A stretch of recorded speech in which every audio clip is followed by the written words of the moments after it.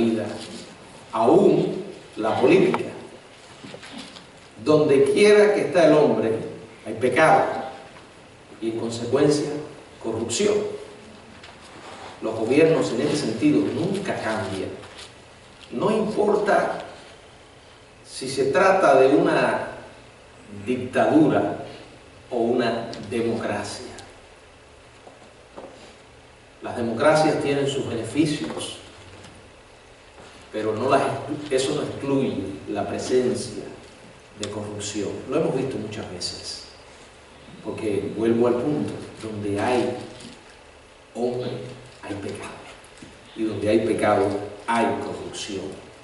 El Dios que creó los cielos y la tierra lo gobierna, aun cuando sabemos que el príncipe de este mundo anda haciendo su obra bajo la voluntad permisiva de Dios. El que dice la última palabra es Dios. La Biblia dice en Eclesiastés capítulo 5, versos 8 y 9: si opresión de pobres y perversión de derechos y de justicia vieres en la provincia, no te maravilles de ello, porque sobre el alto vigila otro más alto, y uno más alto está sobre ellos. Además, el provecho de la tierra es para todos. El rey mismo está sujeto a los campos. Oremos. Padre, gracias por la oportunidad de usar este lugar para traer tu palabra. Señor, en tus manos nos ponemos. Reconocemos nuestra incapacidad y te suplicamos que tú nos guíes, Señor, en el nombre de Jesús. Amén. Pero la historia registra muchísimos ejemplos del fracaso de los gobiernos humanos. Sabemos que es un gran error cuando nosotros llegamos a poner nuestra esperanza en los gobiernos. Nuestra esperanza nunca debe moverse de Jesucristo. Él es soberano. La Biblia lo enseña. Hay muchos pasajes que nos recuerdan acerca de la soberanía de Dios. Por ejemplo, dice la palabra en Proverbios 21:1: como los repartimientos de las aguas, así está el corazón del rey en la mano de Jehová. A todo lo que quiere lo inclina.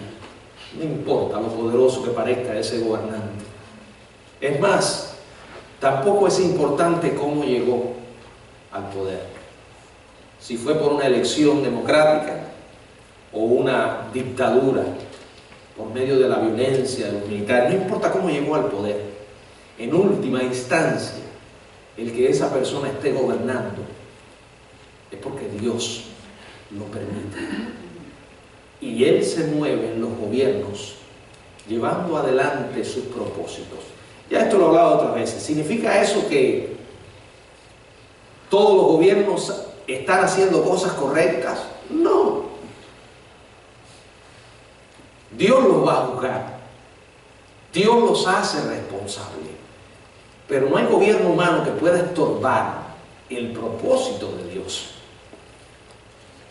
Dice también la palabra, bueno, este es un versículo muy conocido, ¿verdad?, que nos habla sobre esto. Pero hay ejemplos, como dije, en la historia que nos recuerdan la unión que hay entre el poder y la corrupción. Nikita Khrushchev, uno que fue gobernante del comunismo ruso, en una ocasión estaba parado ante una ventana alta en el Kremlin y se cuenta que estaba contemplando el oeste, donde está el hogar de la democracia y de la libertad, y levantó un puño en gesto de desafío y cuentan que gritó: te vamos a enterrar. Hablaba de un tiempo cuando cuando llegara el momento en que los soviéticos gobernarían el mundo y iban a ver al último cristiano de la última nación libre ser llevado a ejecución. La Unión de Repúblicas Socialistas Soviéticas había llegado a su cenit, abarcaba una sexta parte del territorio del mundo, 2 veces y media el tamaño de los Estados Unidos de América. Su dominio de la ciencia y la tecnología militar marchaba adelante del progreso de los mismos Estados Unidos. Y en una noche clara de 1957, los norteamericanos subieron a sus techos y vieron al Sputnik, el primer satélite que dio la vuelta de victoria alrededor del mismo planeta, que algunos sintieron que sería aplastado por el comunismo soviético. Sin embargo, en menos de 35 años, ese gobierno comunista ya estaba en ruinas. Se había convertido en una víctima de la arrogancia política. ¿Qué pasó? Bueno, muchas razones. Una de las principales, sabemos que es una ideología diabólica basada en principios económicos que están destinados al fracaso.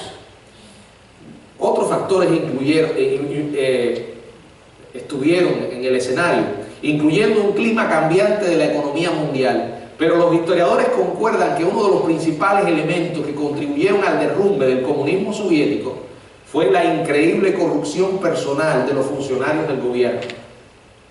Usaban sus cargos no para servir al pueblo, no para servir a los agricultores de la nación y a los obreros de las fábricas que se morían de hambre, sino para llenar sus propios bolsillos. Explotaron el sistema, mordisqueando sus cimientos hasta que todo el edificio se tambaleó y se desplomó desde adentro. Bueno, esta historia se sigue repitiendo, ¿verdad? Recuerden que este imperio era la fruta radiante de una revolución idealista. La producción y la prosperidad estarían en la clase trabajadora y serían para ellas. Esas eran las promesas. El canto de sirena que se sigue entonando a lo largo de la historia en muchos países. Hay gobiernos corruptos, hay gobiernos que no satisfacen plenamente las necesidades del pueblo, aparecen estos aventureros, soñadores, y entonces dan allí sus promesas de solución. Pero en el año 91, en diciembre de 91, cuando Nikolai Gorbachev firmó los documentos que disolvían el sueño de Lenin, todo eso ya había desaparecido tiempo atrás. El gobierno, impulsado por los ideales de la clase obrera, había dado paso rápidamente al más totalitario de todos los regímenes. Y como hemos estado observando a lo largo del tiempo, los revolucionarios de hoy se vuelven los burócratas del mañana. Venden el sueño de que todos serán iguales. Exactamente. Solo ellos son diferentes. A esto Salomón, presidiendo sobre su propio régimen idealista, hubiera asentido vigorosamente. Este pasaje de Eclesiastés capítulo 5, versos 8 y 9 es muy oportuno. Como palabra de Dios nunca pierde su vigencia. Y Salomón, aunque estaba mirando la vida debajo del sol, desde una perspectiva puramente humana en ocasiones que lo llevaba al pesimismo, estaba viendo realidades bajo la guía de Dios y quedaron registradas. Si usted, y esta es la gran enseñanza de la palabra, la gran advertencia, dice: si opresión de pobres y perversión de derecho y de justicia vieres en la provincia, vieres en el gobierno, vieres en la nación, no te maravilles, no te sorprenda, porque sobre el alto vigila otro más alto, y uno más alto está sobre ellos. Si usted mete las narices demasiado en el gobierno, dice Salomón, no se sorprenda, no se asuste por el olor, por lo que va a encontrar: corrupción, injusticia y explotación. ¿Dónde? Donde quiera que esté el ser humano, existe esta posibilidad. El gran palacio del Estado siempre tienen un problema de comegenes. Dice la Biblia: si opresión de pobres y perversión de derecho y de justicia vieres en la provincia, no te maravilles. Y aquí está la primera idea: los gobiernos humanos son imperfectos. ¿Oyó? Son imperfectos. No importa de qué tipo de gobierno se trata. Miren, la misma iglesia, ¿qué es? Es imperfecta. ¿Por qué? Porque está formada por seres humanos, por seres de carne y hueso y no de ladrillos. Y esto es lo mismo que ocurre con el gobierno.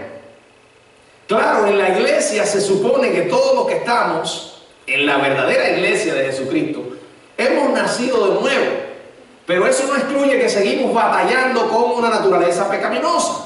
Imagínense los gobiernos donde la mayoría, los cristianos, son la excepción.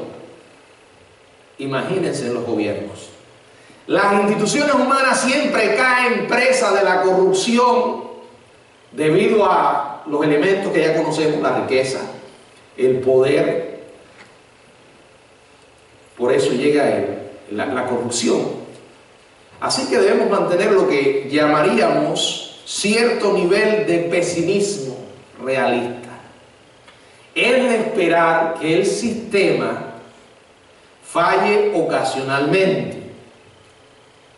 Y si estamos hablando de democracias donde los gobiernos surgieron como resultado de la decisión real del pueblo, debemos recordar que aún así y aún allí sigue la imperfección. Y es nuestra responsabilidad mantenernos honrando a los gobernantes. Como alguien dijera, mantener la ropa del Estado lo más pura y limpia que sea posible. ¿Qué hacemos los cristianos? Bueno, tenemos la responsabilidad de alentar a los representantes, a los líderes honrados, animarlos, y usamos el sistema para sacar de raíz a los que traicionan la confianza. Eso es en una democracia.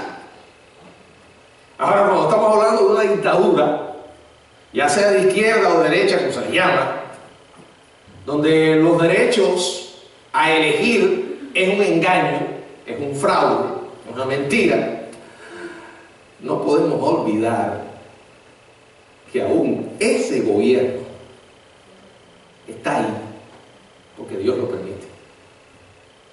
Pastor, ¿usted sabe lo que dice? Sí, sí lo dije en Cuba y muchos no me entendían. Pero la realidad es que o Dios es Dios y gobierna, o no lo es. Y creo que es un gran error, aún tratándose de una democracia, albergar ilusiones de mantener la maquinaria funcionando de una manera perfecta. Eso es un error. Es imposible humanamente evitar que la corrupción se filtre en los gobiernos humanos. Incluso en este país donde tenemos la oportunidad de vivir, Estados Unidos de América, el gobierno más exitoso en la historia del mundo, ha tenido que estarse recordando constantemente a sí mismo sus obligaciones y sus responsabilidades hacia los gobernados. Pero miren, mucho antes que los Estados Unidos, los ingleses o cualquier otro gobierno perdieran de vista sus prioridades, los gobernantes del tiempo de Salomón habían perdido la visión de un gobierno bueno desde el punto de vista humano, ¿no? ¿Verdad? Lo más justo posible según los parámetros humanos. Salomón dice que se oprimía a los pobres, se pervertía la justicia y la rectitud, la corrupción se filtraba hacia abajo de una capa a otra entre gobernantes que se rascan las espaldas unos a otros. Por eso es que dice, si opresión de pobres y perversión de derechos y de justicia vieres en la provincia, no te maravilles, porque sobre el alto, ese que gobierna en cierta posición, hay otro que gobierna más. Pero aún dice, y uno más alto está sobre ellos. El enfado justificado es natural, pero Salomón nos dice que es ingenuo sorprenderse. ¿Dónde es que vivimos? ¿Cuál es la realidad que enfrentamos? Si el problema lo arrastramos con nosotros, y ese problema se llama pecado. En los buenos tiempos el pueblo ve al gobierno como su protector y en los malos tiempos como su salvador. Los fracasos de los gobiernos son el resultado de los fracasos de los hombres. ¿Por qué deberíamos esperar que el gobierno sea diferente a otros de los segmentos de la sociedad, siendo que todos están poblados y supervisados por pecadores? ¿Se dan cuenta lo necio que es poner la esperanza en gobiernos humanos? Somos ciudadanos del reino de los cielos y entiendo que tenemos responsabilidades, la Biblia lo enseña, aquí en la tierra. Pero si usted es cristiano, jamás puede perder de vista que la solución para los problemas del mundo no está en un gobierno, ni en un partido político. Porque no, si toma ese camino llegará directamente a la decepción. Ahora, eso no significa que no vamos a reconocer y apreciar las cosas justas que el gobierno hace. Eso no significa que no vamos a apoyar cuando vemos que un gobierno, un gobernante está representando lo que creemos, los valores que como cristianos sustentamos.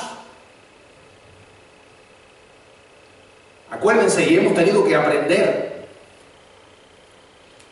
en estos últimos tiempos que a veces hay que establecer una diferencia entre una persona como persona y la política que esa persona tiene. En este mundo imperfecto, muchas veces nos vamos a tener que encontrar tomando decisiones no entre lo bueno y lo malo, sino de dos males el menos malo. Es la realidad. Ahora, lo que dolorosamente los cristianos hacen hoy, muchos que son cristianos, y eso es un problema grave, es que cuando piensan en los gobiernos, no están pensando en sus valores como cristianos. Están pensando en qué el gobierno les puede dar, en qué beneficios pueden recibir, aún a costa de poner en peligro los valores que usted cree como cristiano, las cosas morales, espirituales. Ahora, si el gobierno me da dinero, el gobierno me trae beneficio, no me interesa lo demás. Y eso es un gran problema. El autor ruso Alexander Solzhenitsyn dijo: la línea que divide al bien del mal no pasa por estados, ni entre clases, ni tampoco entre partidos políticos, sino directamente por cada corazón humano. El gobierno no es nada más que seres humanos reunidos para un propósito en particular. A veces se toman buenas decisiones, a veces no. En este sentido, mirar a los gobiernos es como mirar en un espejo. Si siente que el gobierno debería estar haciendo un trabajo mucho mejor al gobernar al pueblo, ¿qué tal del trabajo que usted está haciendo para gobernar su propia vida? La pregunta es, ¿hay cuestiones de integridad que tengo que resolver? ¿Asuntos de salud? ¿Uso efectivo de su tiempo y sus recursos? Bueno, siempre he escuchado de otras personas que este país fue fundado sobre principios cristianos, valores, y de hecho esos valores traen beneficio a la sociedad, porque cuando usted promueve de alguna manera la fe cristiana, usted está haciendo un bien a la sociedad, porque sabe que le está dando la medicina que la puede curar a los individuos, porque la sociedad somos nosotros. Pero a veces caemos en lo que yo llamo una doble moral, que es lo que hacen algunos cristianos que se muestran ante el mundo muy conservadores. preocupados que en las escuelas no se ora, que en las escuelas no se lee la Biblia. Se sacó eso. Yo no estoy diciendo que estuvo bien esa decisión, está mal. Pero ¿por qué usted espera que gobiernos imperfectos y pecadores se sigan comportando como cristianos? Los gobiernos están compuestos por algunas personas que de verdad temen a Dios, pero en ocasiones están llenos de gente impía. La Biblia dice: bienaventurada la nación cuyo Dios es Jehová. Pero para que una nación tenga a Dios como Jehová, tenga a Dios, cada individuo debe tenerlo en su propia vida. Ahora, ¿por qué digo esta cuestión de las escuelas, la oración en las escuelas, la Biblia? Porque muchos de los que están tan preocupados por eso, en su casa, no lo hacen. Sus hijos viven ignorando lo que es la Biblia y la oración. Eso saben cómo se llama: hipocresía. Esperamos a veces que los gobiernos hagan lo que nosotros tenemos la responsabilidad de hacer. Oramos para que lo hagan, y si hay leyes que lo favorecen, allí estaré yo apoyándolas. Pero no podemos poner nuestra esperanza en eso. Aun cuando no lo hagan, yo debo hacer mi responsabilidad y seguir adelante. Porque este mundo, repito, es un mundo imperfecto, lleno de pecado. El problema es el mismo con los principados como lo es con el príncipe, el pecado. Somos necios y esperamos que el trabajo del gobierno sea de alguna manera más efectiva o más efectivo que la vida de su pueblo. A veces nos olvidamos de la maravillosa providencia de Dios. Alguien ha definido esto como la mano de Dios detrás de los titulares. Yo no creo que Dios esté ausente de lo que ocurre en el mundo. Yo creo que Dios se mueve en todo lo que ocurre. Un predicador dijo una vez: los déspotas pueden planear y los ejércitos pueden marchar, y los congresos de las naciones pueden pensar que están usando todos los asuntos del mundo, que están ajustando todos los asuntos del mundo, pero los poderosos de la tierra son solo el polvo de la rueda del carruaje de la providencia de Dios. Hermanos, si usted no entiende esto es porque no ha leído la Biblia.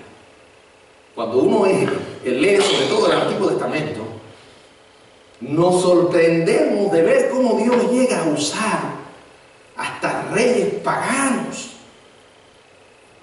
Ciro llegó a decir: mi siervo. Nabucodonosor lo usó, y podemos ver ahí muchos ejemplos. No eran reyes que conocían a Jehová, estaban muy lejos de la fe en el Dios verdadero. Y sin embargo, eso no impidió que Dios dijera: voy a usar a este hombre. Hay un plan que voy a llevar adelante y voy a mover su corazón en esa dirección. ¿Se acuerdan el caso de Nehemías? Cuando Nehemías le expresó al rey la tristeza que embargaba su corazón, y cómo Dios le dio gracia a Nehemías. Hermanos, ¿se acuerda de Faraón en Egipto y José? José no llegó a Egipto de casualidad, no cayó allí de un globo. Dios lo llevó, aun cuando se ha movido en medio de los pecados de sus hermanos, la envidia y todo lo demás. No es que Dios fue el responsable de estos pecados, pero Él llevó su plan permitiendo que esto ocurriera. Y cuando llegamos a Génesis, dice José: no teman haberme traído aquí, porque no fueron ustedes, fue Dios. Y una y otra vez dice: y Dios le dio gracia a José delante de Faraón, y Dios le dio gracia a José delante de Potifar, y delante del capitán de la guardia. Dios se mueve en la historia, se mueve en el presente, se mueve en medio de los gobiernos. La providencia de Dios. Alguien dijo: mientras más vivo, más prueba convincente veo de esta verdad, de que Dios gobierna los asuntos de los hombres. Dice el verso 9: además, el provecho de la tierra es para todo, aquí se está enseñando lo que la Biblia, lo que nosotros llamamos providencia de Dios, que viene sobre cristianos y no cristianos, sobre personas que temen a Dios y no personas que no le temen. Como dice la Biblia, Él hace llover sobre justos e injustos. Dios hace que la tierra dé fruto, que haya prosperidad, y a veces los impíos se benefician de esto. Dice, el rey mismo está sujeto a los campos.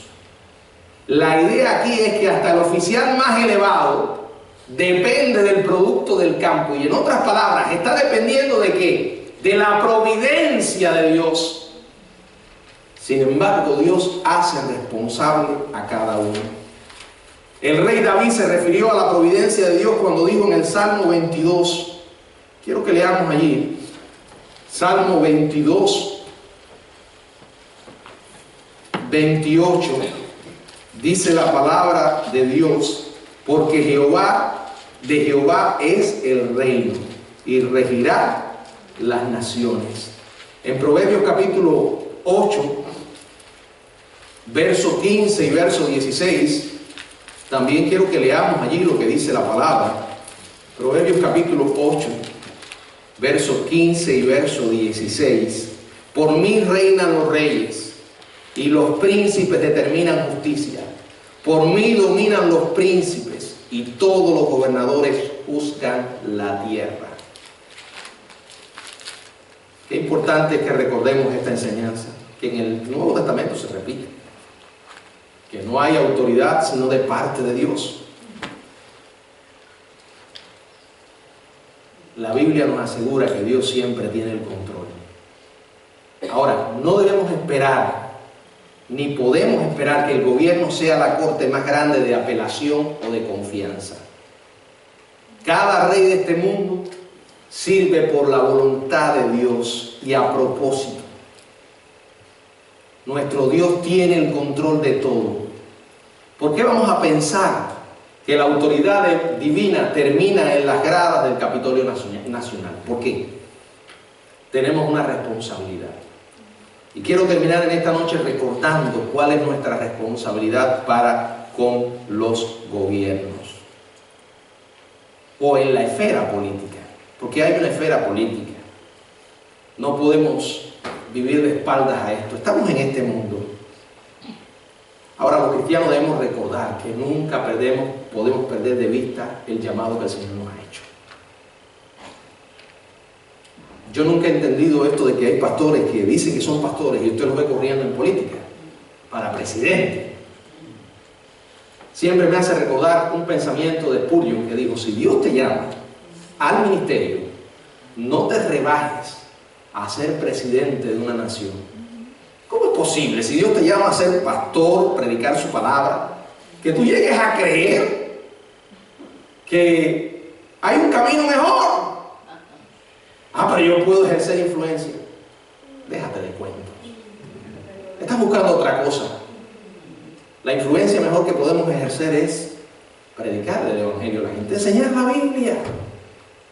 Ahora, muchos creyentes se meten tanto en esto de la política que pierden de vista su responsabilidad. Número uno, nuestra primera respuesta a la esfera política y gubernamental debería ser mantener nuestra confianza en la soberanía del Dios Todopoderoso. ¿Qué quiere decir esto? Y más en este país, ¿verdad? Porque de alguna manera vemos que cuando usted ejerce su derecho a votar, lo vale todavía. Hay muchos lugares donde es un engaño. Yo vengo de un país donde votar era el fraude más grande. Aquí tengo hermanos de Honduras. Yo sé que en Honduras muchos están molestos por el fraude del presidente que está ahora. Pero les voy a decir, queridos amigos y hermanos, fraude el que se hace en Cuba. ¿Saben? En tantos años de comunismo, cada vez que habían elecciones siempre salían con el 97%. Fidel y Raúl ahí. Recuerdo que cuando tuve la edad para votar y siendo pastor, no iba a votar. Y a veces me tocaban en la puerta de la casa: pastor, usted no ha ido a votar. Es cierto. Bueno, el colegio no va a cerrar hasta que usted no vaya. Bueno, se van a quedar ahí entonces para siempre. Porque no voy a ir. ¿Por qué usted no va a ir? Porque yo no voy a participar de ese engaño. Así se lo decía. Ustedes me van a decir a mí que eso es real. No, yo no voy a ir. No, pero mire, eso es su opinión. Bueno, es mi opinión, no voy a ir. Así de simple. Ciérrenlo, no voy a ir. Y no iba. Ahora, aquí tenemos la oportunidad todavía, no sabemos qué va a pasar mañana, de que tu voto ejerce alguna influencia. Pero hermano, no ponga su esperanza en el gobernante, póngala en Dios. Y acuérdese siempre que el que llegue al gobierno es porque Dios lo permitió. Ahora, puede ser que sea demócrata, puede ser que sea republicano, puede ser que usted esté de acuerdo con sus principios o la política que dice que va a realizar o está realizando, puede ser que no. Pero eso no puede excluir que en el preciso momento en que esa persona llega al gobierno, le debemos respeto. Yo no estoy honrando a la persona en sí, estoy honrando el cargo. Y la Biblia nos enseña que debemos honrar a los gobernantes. Hay muchos pasajes de la Biblia que nos enseña esto. Dice la Biblia en Romanos 13:1, sométase toda persona a las autoridades superiores, porque no hay autoridad sino de parte de Dios, y las que hay por Dios han sido establecidas. ¿Se acuerdan Pablo cuando lo reprendieron porque habló al sumo sacerdote? Y dijo, no sabía, hermanos, que era el sumo sacerdote, pues escrito está, no maldecirás a un príncipe de tu pueblo. Estaba hablando de un sumo sacerdote, pero el caso era un sumo sacerdote, pero está hablando, la palabra príncipe, está hablando de un gobernante. Dice Éxodo 22:28, no injuriarás a los jueces ni maldecirás al príncipe de tu pueblo. Primera de Pedro 2:15, honra a todos, amad a los hermanos, temed a Dios, honrad al rey. Segundo, tenemos que orar por los funcionarios. La Biblia nos enseña esto en la segunda carta a Timoteo, en el capítulo 2, versos 1 y 2. Segunda a Timoteo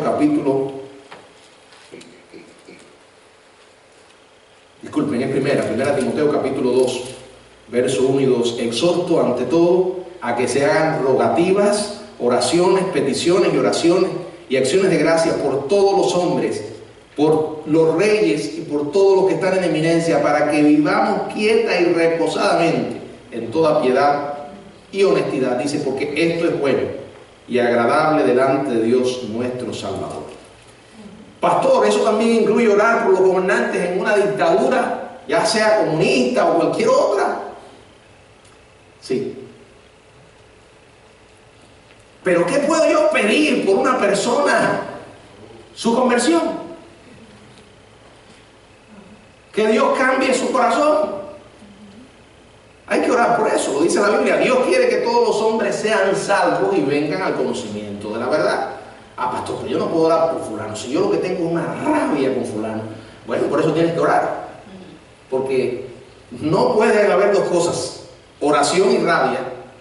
Si oras, la rabia se te va a ir. Hay que orar.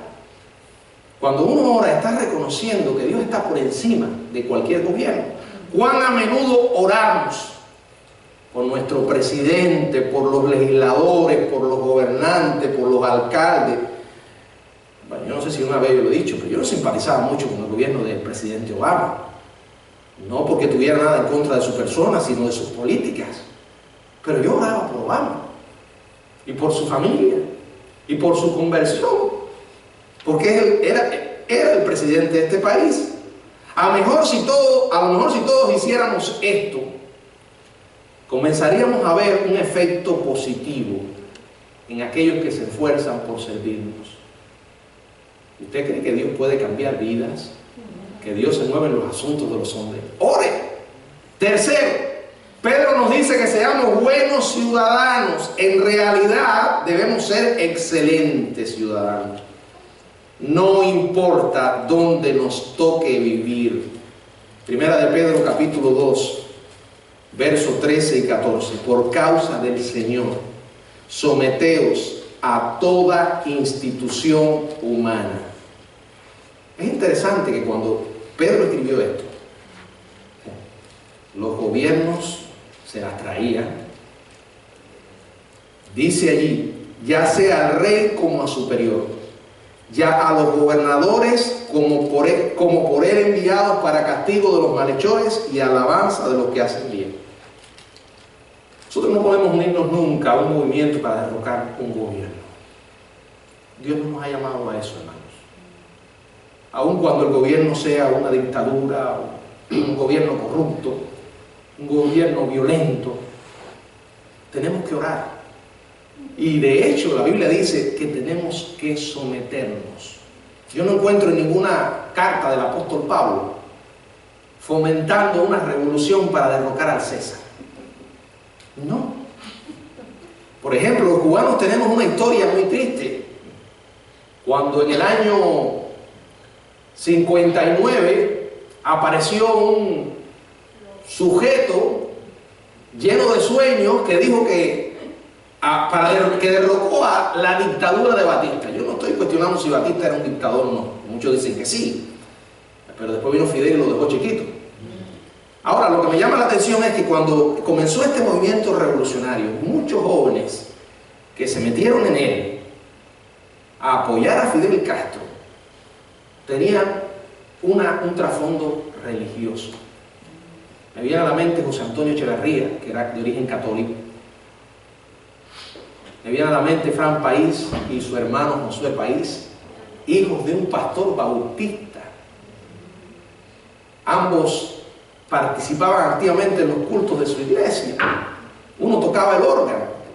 Se metieron en ese movimiento revolucionario y los tres, junto con otros, terminaron muertos. Y si no hubieran terminado muertos en ese tiempo, terminarían después. ¿Por qué? Porque pusieron sus esperanzas en el lugar equivocado. Miren la historia. Creo que si ellos pudieran ver lo que pasó, ¿verdad?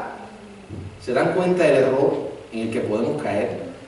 Tenemos que obedecer. ¿Hasta dónde, pastor? ¿Hasta dónde tengo yo que obedecer a un gobierno? Bueno, la Biblia dice que tenemos que someternos, respetar las leyes, pagar impuestos. Solamente hay una excepción. ¿Cuál es? Cuando ese gobierno se mete en mi relación con Dios y me exige una lealtad mayor que la que yo le debo a Dios. Por ejemplo, Pedro y Juan se vieron frente a tal decisión. Fueron retados cuando las autoridades le ordenaron a no predicar en el nombre de Jesús. Y entonces dice la Biblia, en el libro de los Hechos, en el capítulo 4, versos 19 y 20, mas Pedro y Juan respondieron diciéndoles, juzgad si es justo delante de Dios obedecer a vosotros antes que a Dios, porque no podemos dejar de decir lo que hemos visto y oído. Ellos no estaban metidos en un movimiento revolucionario, no estaban tomando armas para derrocar gobiernos, no estaban en eso. Sin embargo, se les prohibió predicar el evangelio. Y entonces ellos dijeron que hasta aquí llega mi sometimiento al gobierno. Entonces, ¿qué debo hacer? ¿Desobedecer? Pero hay consecuencias. Bueno, eso es parte del paquete. Si usted desobedece, tiene que enfrentar las consecuencias. Pero qué bienaventuranza es sufrir por la causa de Cristo. Así es como se comportaron los verdaderos cristianos a través de la historia. Y muchos de ellos se convirtieron en mártires. Pero eso no es justo. Bueno, no es justo si tú crees que todo lo que hay es esto. Por eso siempre yo digo, cuando un comunista llega a una persona, lo primero que trata de hacer es matarle todo tipo de esperanza. Primero, trata de arrancar de su corazón el nombre de Dios. En segundo lugar, si no existe Dios, no hay cielo. Y si no hay cielo, no hay una segunda oportunidad. ¿Qué es lo que hay? Esto, no hay nada más. En otras palabras, si tú quieres ser feliz, tienes que lograr la felicidad aquí en la tierra. Entonces te llevan a creer una ideología donde no hay Dios, donde no hay cielo, y si algo quieres lograr tiene que ser aquí, no importa a donde tengas que ir y lo que tengas que hacer. Te ponen en una situación desesperada. Entonces, cuando aquellos llegan ahí a dar sus vidas por ideologías humanas, y qué error. Nunca espere que una utopía llegue a un Capitolio cercano a usted. Jamás piense que en los Estados Unidos de América, en la Casa Blanca, va a llegar un gobernante perfecto. O cristiano, ojalá. Pero hace mucho tiempo que no hay un gobernante realmente cristiano en la Casa Blanca. Sí hay algunos, o ha habido algunos, que han estado más a favor de los principios que creemos como creyentes. Y esa es mi responsabilidad y la suya. Votar. La gran pregunta que un cristiano se hace antes de votar por un candidato no es si es demócrata o republicano, es ¿qué cree esta persona? ¿En qué cree? Pero la pregunta hoy es ¿qué me puede dar? ¿En qué yo me voy a beneficiar? El cielo en la tierra no puede ser establecido en las urnas de votación. El cielo en la tierra solo puede ocurrir en los corazones de los hombres. Un día vamos a ver la Nueva Jerusalén descender del cielo y habrá al fin un solo gobernante entre el cual nos vamos a postrar. No habrá necesidad de intermediario. Habrá un solo partido al que servir. No habrá debate y disensión. Un Señor, una fe, un bautismo. Ese es nuestro destino y esa es nuestra esperanza. Por eso siempre digo, apoyo y cumplo mis responsabilidades, pero nadie espere que me vaya a envolver yo en movimientos humanos como si fuera esa mi misión. Jamás. Su misión es la mía, es llevarle el Evangelio a las personas.